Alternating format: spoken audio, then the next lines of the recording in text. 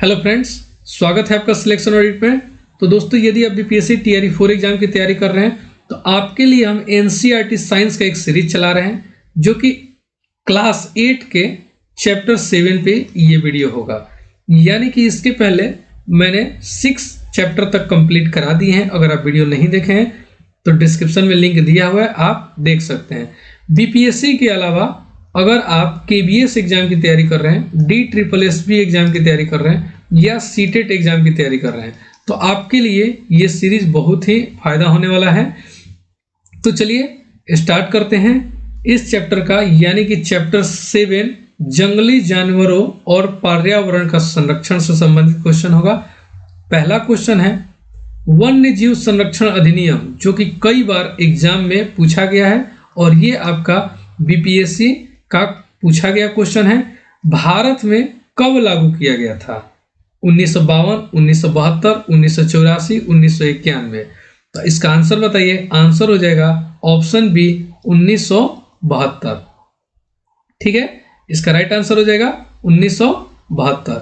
यानी कि 1972 में भारत सरकार ने वन्य जीव संरक्षण अधिनियम लागू किया जिसमें लुप्त प्राय प्रजातियों की रक्षा की जा सके।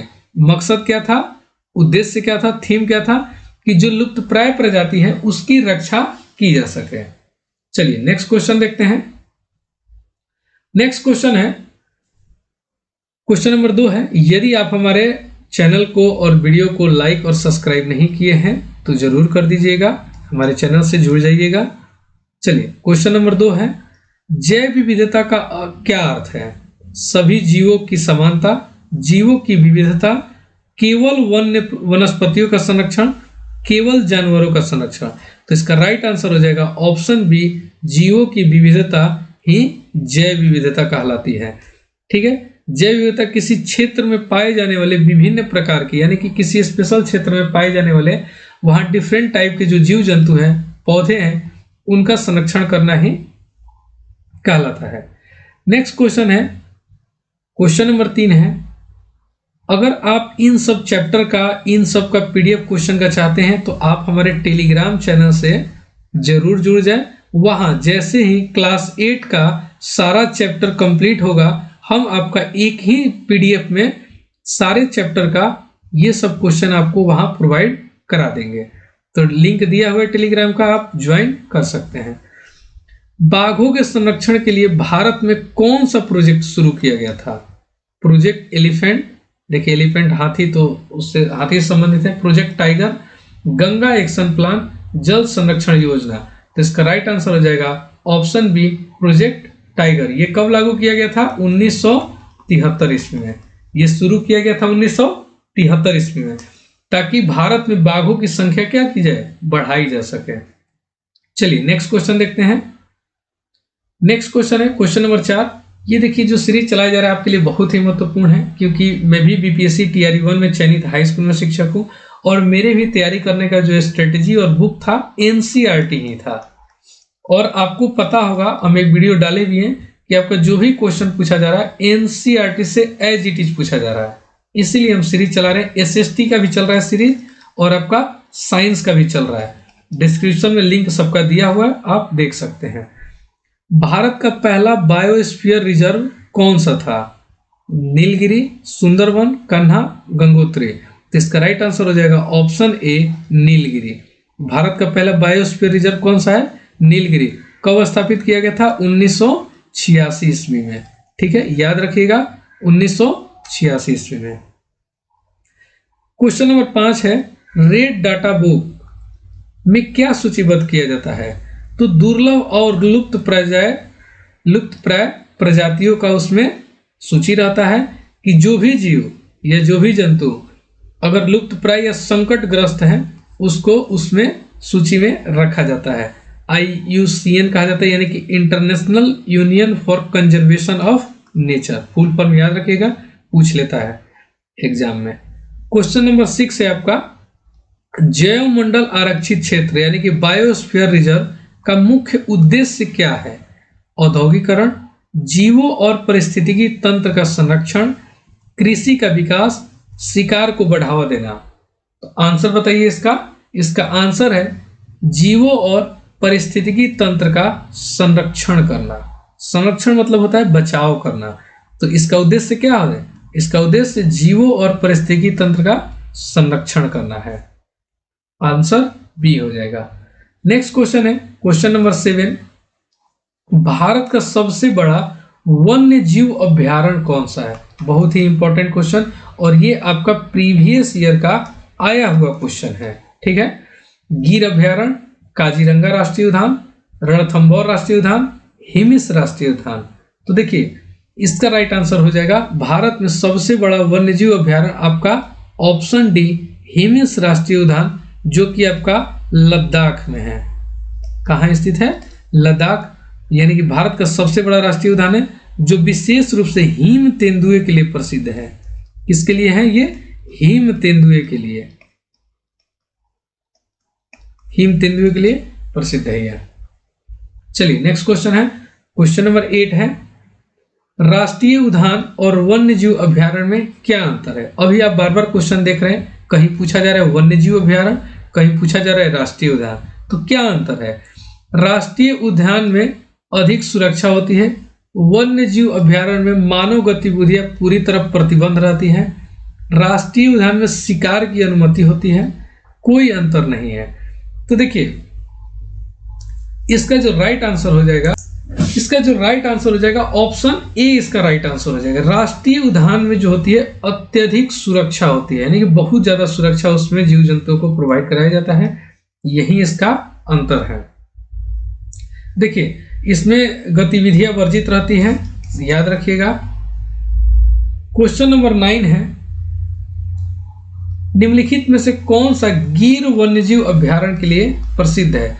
तो देखिए जो गिर वन्यजीव अभ्यारण्य है ना, ये शेर के लिए बहुत ही प्रसिद्ध है, और ये कहाँ है? गुजरात में। कहाँ है? गुजरात में है, याद रखिएगा। यानी कि शेर में भी अगर बात करें तो देखिए यहाँ लिखा है गिर वन्यजीव अभ्यारण्य, जो कि गुजरात में स्थित है, एशियाई शेरों के लिए प्रसिद्ध है। किसके लिए? एशियाई शेरों के लिए। बहुत ही इंपॉर्टेंट क्वेश्चन है आपका। चलिए क्वेश्चन नंबर 10 है, यानी कि 10 नंबर क्वेश्चन है, निम्नलिखित में से कौन सा स्थलीय पारिस्थितिकी तंत्र का उदाहरण है? स्थलीय पूछ रहा है, ध्यान रखिएगा। समुद्र, नदी, घास का मैदान, झील। इसका आंसर बताइए। देखिए स्थलीय का तो आंसर हो जाएगा आपका घास का मैदान, क्योंकि देखिए ये क्या है? जल, जल और जल, तो स्थलीय आपका हो जाएगा घास का मैदान। स्थलीय पारिस्थितिकी तंत्र में जंगल, घास के मैदान, रेगिस्तान आते हैं, जबकि समुद्र, झील जल आधारित पारिस्थितिकी तंत्र है।